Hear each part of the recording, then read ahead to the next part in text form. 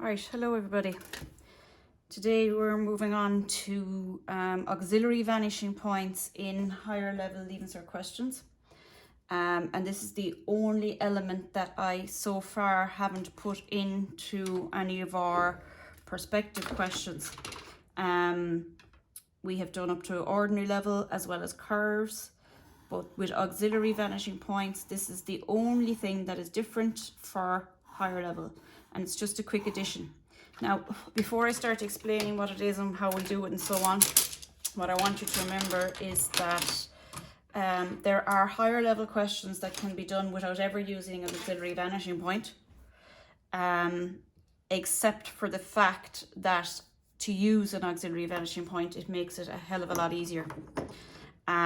So it is important that you understand it, but in particular, you'll notice when you read the higher level questions that they tell you that you are to use an auxiliary vanishing point, and the reason that is written there is because you could do it without it. All right, now first of all, what have we been given here? They've already given us a ground line, a horizon line, and a picture plane. All information that we're well used to. And what we're missing straight away before I ever start the question is a vanishing point or vanishing points. Okay, so back to basics. I stuck the question onto my board. Now you were able to print it at home, or you can start from scratch, whichever suits, but I've it stuck onto my board so that my T-square lines up with the ground line, horizon line, and so on. Now this is an older T-square, it's inclined to be moving. That'll be fine. And it'll just make it a little bit easier. You can do it vertical, of course. The only difference is that I'll be able to use my set square here to do vertical lines. You'd have to use an adjustable or sliding set square. So to be honest, it's easier to stick it on this way when this part of the question is already done for us. If it hadn't been done, it wouldn't be no odds really. All right, so auxiliary vanishing points. Before we get to them, we need to set up the basic vanishing points. And how do we do that? Well, it's the same every time. You need to go parallel to the plan. Now, bear in mind what we're actually looking at up there. I always forget, or I always assume that you know. This is an XY line. So this is an elevation, and this is a plan of an object. And I suppose no harm to do a little sketch of the object. What is it in 3D? It's an object that has a higher section at one side, a lower section at the other, and in 3D, and I will heavy in this sketch a little bit more now in a second once I have a bit more detail added in. Okay, so my object is slightly sloped, but is effectively a box. Okay, and if I shade, we'll say the plan. So the bit that you're seeing at the moment, the current bit that we are working from this plan,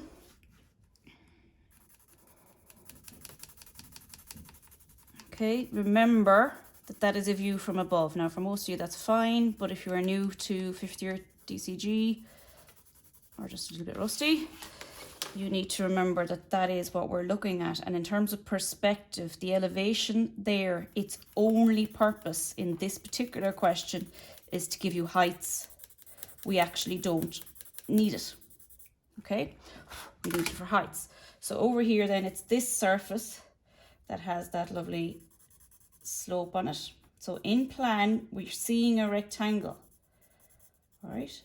But in reality, that rectangle has a slope. And if I was to go on and just sketch the elevation there, all stuff I probably should have done before I turned on the camera. But anyway, where would that be? It would be this surface. All right, now just keep that in mind, what shape it is that we are looking at. All right. That means, and I go back to where I was a few minutes ago, that in order to find the vanishing points, I need to go parallel. So I'm out with the adjustable set square. I need to go parallel to the edge, okay, in plan. So there are only two edges in plan. And what I mean by two edges, well, okay, technically there's four, but two of them are going in this direction, they're parallel, and two of them going in that direction, they're parallel. And what do I do with that line? So there we are, just prove it again, it's parallel to the plan. I go down to the spectator, I join it from the spectator up to the picture plane. Where it cuts the picture plane, I bring it down onto the horizon line. Now, you know from doing these in class with me that I'm not a fan of drawing in a horizon line because it is unnecessary. Its purpose is to find that vanishing point, and there we have that there now. Okay, so just keep that in mind. Now, the other side then, I do the exact same thing. So in order to find two vanishing points, always, it doesn't matter whether you're doing higher ordinary or what it is you are doing. If it's perspective, go parallel to the plan through the spectator down onto the horizon line. Okay, so far so good. Now this is a really simplified question in order to introduce this idea of auxiliary vanishing points. Now, they didn't tell us that my picture plane was going through corner A, so I'm going to call it corner A, but it's going through that corner. Okay, so my next job, now that I have vanishing points, well, where on the ground line do they get joined to, or where do they appear? Corner A needs to get projected down. Now, why is corner A important? If something is on the picture plane, you are going to project down from it, and that is on the picture plane, and it also allows you to measure heights. So it is a very, very important point. Whatever part of the object, whether it's a simple little corner here as it is, or whether it's something far more complicated,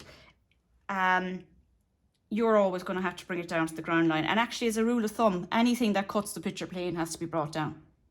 Okay, so far we've set up our vanishing points and we have our horizon line. Now I'm going to keep everything very light until I'm happy with things.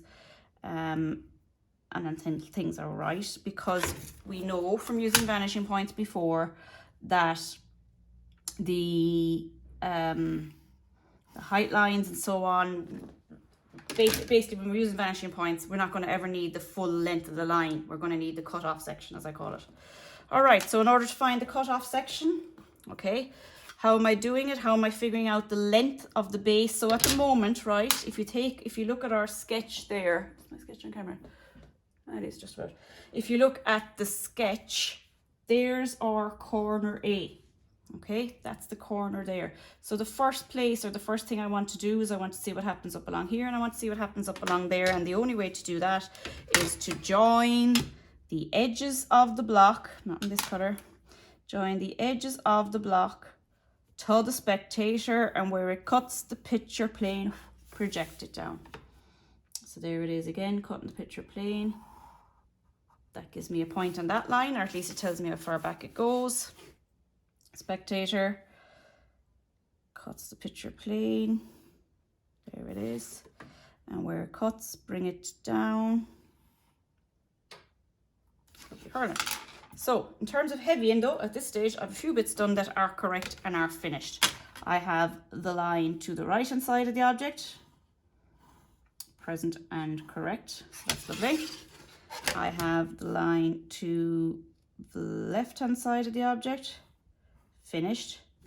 And now I need to figure out heights and so on. Now, one thing I want to show you is over here on the right hand side, I don't know the height for that part of the block. At least I don't know yet. Okay, so I know at some point I'm going to have to figure it out. But I do know the height for it. Actually, sorry, I'm wrong. Sure, it's over here. There it is. But it's not on corner A. So I'm making, that sounds a bit confusing. So I'm just going to stop talking about that for 1 second and I'll come back to it. What I do know for 100% certain is corner A. And corner A is on the picture plane, which means I can measure that height. So I go up here, measure the height, take it on your compass, or if you're told the height, whatever it may be. So there it is, there's my height. And I go down then to corner A and I mark it off. Because remember, in my perspective as well, this is also corner A. It's a view of the same object. The object hasn't changed. So if that is a view of the same object, therefore I can zoom back here and mark in the height. And I can project back here. Actually, I won't. I can, but I don't need to, because there isn't a horizontal line going across here. So I'll leave that like that for a moment. But in terms of heavying in, I can heavy in this little portion of the block. and I can heavy in this little portion here. Oops, a bit messy. Okay, and just so we know where we are and what it is that we have actually done, that is this section of the block taken care of. So we don't have the blue section, we don't have the view from plan, that pink section yet. Now, at this point, if this was an ordinary level question and they didn't ask you to use auxiliary vanishing points, you would be able to measure that measurement on your compass. You could put it on corner A and you could join it back to the vanishing point, and you get a point here, and the difference will be just that you will join it here, join it down to that corner A, as opposed to drawing a line to the vanishing point. But here's why we need auxiliary vanishing points. So this is the new bit here today. In an object where there is a slope, right? Now, in this case, there's one slope, but there's two sides to it. These two lines in reality are sloped, right? And they're sloped at an angle. I don't know what angle. It doesn't matter whether I know what angle it is at all, right? But they are sloped. So let's just look at it. So in effect, there is sort of like an extra triangle there. Can you see it there between the top and the bottom? And it's like it's attached on, right? Now, if I am the spectator, okay, so the spectator is, I don't know, he's standing out here somewhere. We'll just look at the 3D object for a minute, right? So a little miniature spectator, give him a face, bit of hair, right? And you're looking in at the object. The vanishing points normally are the spectator's view parallel to all the lines on this side, and the spectator's view parallel to all the lines on this side. Well, the reality is the spectator doesn't just have to look horizontally. He can also look at the angle of the slope, right? So he can look up there. So in other words, standing there and he looks, oh yeah, parallel to that edge. Now, there are two edges that contain that same parallel angle. And in a more complicated question, and this is where auxiliary vanishing points come into their own, in a more complicated question where you've maybe a series of steps and they're all sloping and they're all angled, this makes things a hell of a lot easier. So what we're actually going to do though, is we're going to set up an auxiliary vanishing point. Now the difference between this auxiliary vanishing point and the first two that we set up, I'm just marking them in there, VP1 and VP2. The big difference is that our spectator is now looking up that way, right? Which means that his eyes are no longer on the horizon, so therefore they're no longer horizontal. Okay, they're looking up at this angle. Remember, anything that is horizontal is on the horizon. And I can set up an auxiliary vanishing point that will allow me to vanish back all of those points and still generate the same angle. Now, that might sound confusing at the moment, or it might sound a bit mad, I don't know. But let's see how it's done first, and I'll come back to my explanation again and see if I can explain it. So to set up an auxiliary vanishing point, I effectively want to set up that angle in there, right? And I'll put a little question mark beside it. I don't know what it is. I don't need to know what it is, but I want to set up that angle in there on my, from my spectator. In other words, I'm going to say, right, spectator, you're standing here and everything you see horizontally is run along these two lines. So effectively I got my vanishing points, my horizontal vanishing points that were on the horizon line, horizontal horizon, it all ties in, and I got them just by cutting against the picture plane. What if I now say, well, right, my spectator is tilting his head up a little bit, and I know that this angle would also appear along this line, but I can't see it there because of the way the spectator is looking at it. But what I'm going to do is I'm going to draw a view of that triangle as if I am rebatting the plane. So if you can imagine now, I'm going to try and do this on the camera. Wait, let's stand up. Let's see what I'm doing. Okay, so at the moment, spectator is there at the end of, let me just tilt it straight. There we are, set square. Spectator is there at the end of the set square, right? And I know he's looking up at an angle, but at the moment on the camera, you can't see that at all. But what if I say, right, what if I just flop down that angle, just like that? right? And say, right, well, at what height will this triangle be? If you imagine it extending on and extending on, at what height will this triangle be when I rebat it, when I show a true shape? Back to terminology we know. So if I show a true shape of the triangle, the view that that spectator is seeing. So in other words, I'm drawing that exact triangle in there. And I'm saying, right, if I can do that, I can mark out my vanishing point. And it's called an auxiliary vanishing point, but it makes things a hell of a lot easier. So let's, in practice, what happens. Okay, so what I do is, and just keep that in mind, we're going from there, we're flattening it out and looking at it. So what I do is I say, right, what is that angle? And I don't know what it is. So I'm going to set my adjustable set square. Now let me see. Yeah, I'll set it actually, yeah, okay.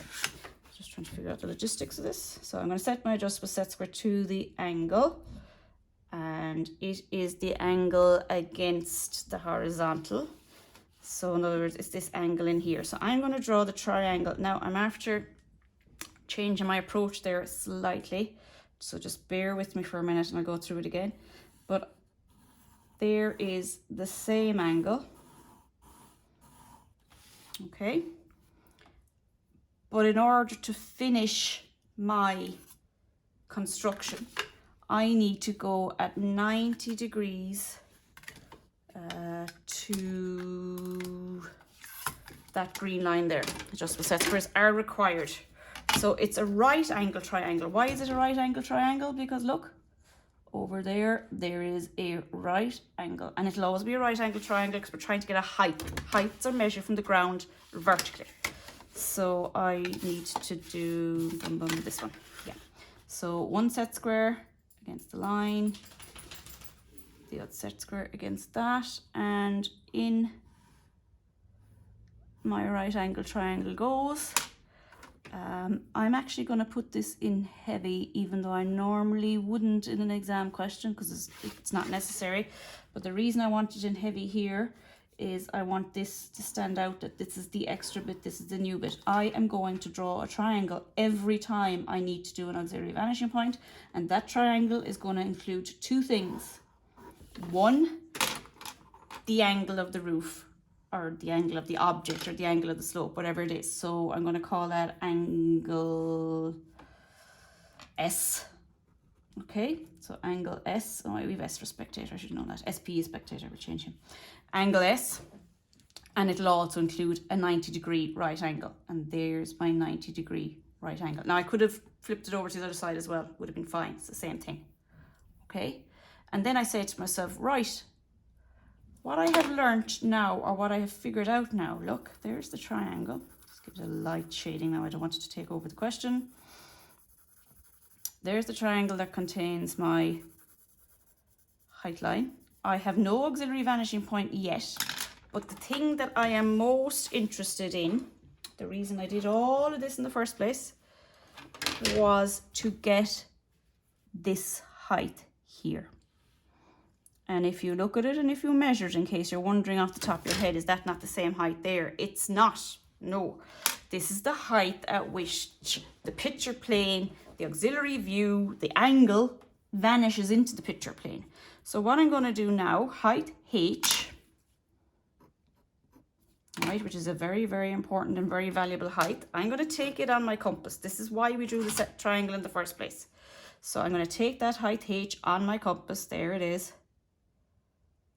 And I'm going to say, well, right, I set up my vanishing point originally along this line. So basically, VP2 is that point, just right there now, that's point. And this new auxiliary vanishing point is that height above VP2. So I mark it off there, and this is what you will do every time. Okay, so there it is, height H. Now, this gets very easy once you do it a few times. It's one of those things where the first time you do it, you go, oh my God, I don't know what I'm at here, really. Okay, but it will get easy, it will get doable. But here's the important bit. This is my AVP1, auxiliary vanishing point 1. And what do I do with any vanishing point? They get joined to the relevant corner or point that we are interested in. So I don't need the angle from the base of corner A, but I do need the angle from the top point. So this gets joined to AVP1. In what color was I using? Blue. It gets joined to AVP1. And this point over here, and this is where it speeds up the question. You might be saying to yourself at this stage, but sure wouldn't have been easy to mark the height over a minute ago. And yeah, it would have been, except that in a more complicated question, no, it wouldn't have been. So now I can see exactly, right, and I can heavy this bit in, exactly where that edge, there it is, lovely, slopes back to, which is there. I can put in that back edge as well. And then what happens at the top edge, look, we're up here, this edge in plan, this point, it joins to VP1. Now, that's what some people forget to do. They forget, once they have an auxiliary vanishing point, that yeah, it's useful. It's not for every part of this question. So you need to go back and use your original vanishing point as well at different stages. And there we go. There's my blue surface. And the top is going to be pink. Now, you know, and from doing this one, you know that this seems to be very tedious for something that could have been done very quickly 10 minutes ago. But what am I at here today? I'm trying to bring you to higher level in this topic, and particularly I'm trying to do it while we're all at home working. So I'm trying to be as clear as I can, but I also know that some of you might have to stop and rewind and look at this a few times, and some of you might just draw it but not quite know what you're doing. The aim this week is to keep working through these relatively simple questions and finding AVPs until you're fairly comfortable doing that. And yes, it's important we work on the understanding, and I have another sheet to go along with this of slides kind of which explains it again in another way. But yeah, this could have been done a hell of a lot quicker just by measuring that height originally on corner A and vanishing it back.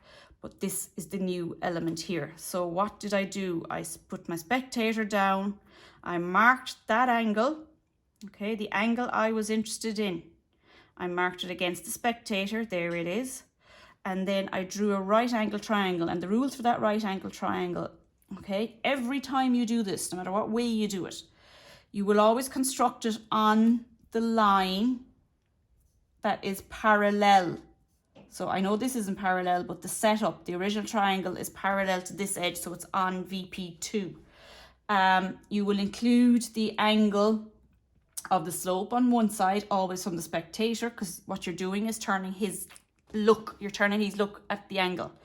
And you will always include a right angle, and it'll always stop at the picture plane. When it stops at the picture plane, you complete the right angle triangle, and the valuable bit, the bit that we are after, is that H height there. That's what I wanted. Without that, I didn't have an auxiliary vanishing point. Once you have that height, you're always going to take it, you're going to measure it on your compass, and you're going to mark it above the vanishing point. Actually, or sometimes it can be below, but it's marked from the vanishing point. Okay, so compass there, height there, bring it down.